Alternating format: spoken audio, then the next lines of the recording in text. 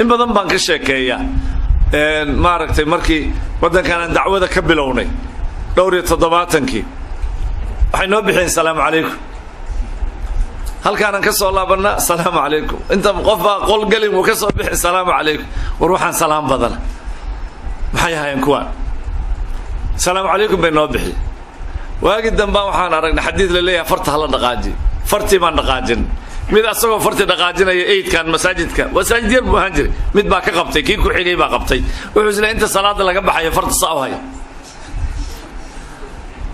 Pangani baa la geeyo waxa la diin cusub bay keeneen Pangani baa la ku xiray sagaal anagoo ah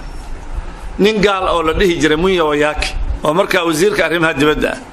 iyo nin la dhihi jiray muslim oo booran ah oo dhinto Usmaan Araar oo la yiraahdo Allahu naxariisto oo barnaamij ku jiray yaa la sukaaya keen halkan odayaal ba fadhiya anaga intaan fadhina wiilal iska koraya yar yaraan ninka gaalka wuxuu weydiiyay odayaashii nimankan diinta cusub xagee ka keeneen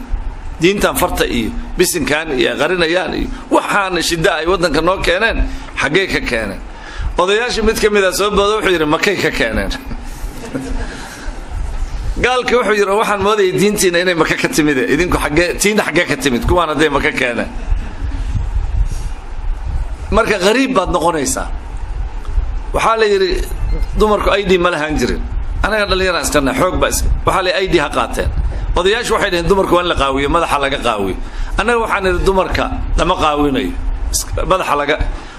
laga muujiyaan laakiin la qaawin maayo incitement wax leeyna loo gooy incitement waa tahriid dawladda dadkii ka hor keeneen bal waana la xiray hadana markiina la xiray odayaashii ba ku doodaya wadaadada ah waxay leeyihiin dumarkii aan la xijaabin waa culumo Araarowgii baa loo yeeray waana hadda soo islaamay qofku Ilaahay hidaayo la rabo Usmaan Araarow baa la yiraahdaa arrintan ka war hadda dumarku waa kan biyo quraanka in la dado oo maaragtay maxaa la yiraahdaa marka xijaabka qariib buu ahaa waa la yaabay yani ma bajirinba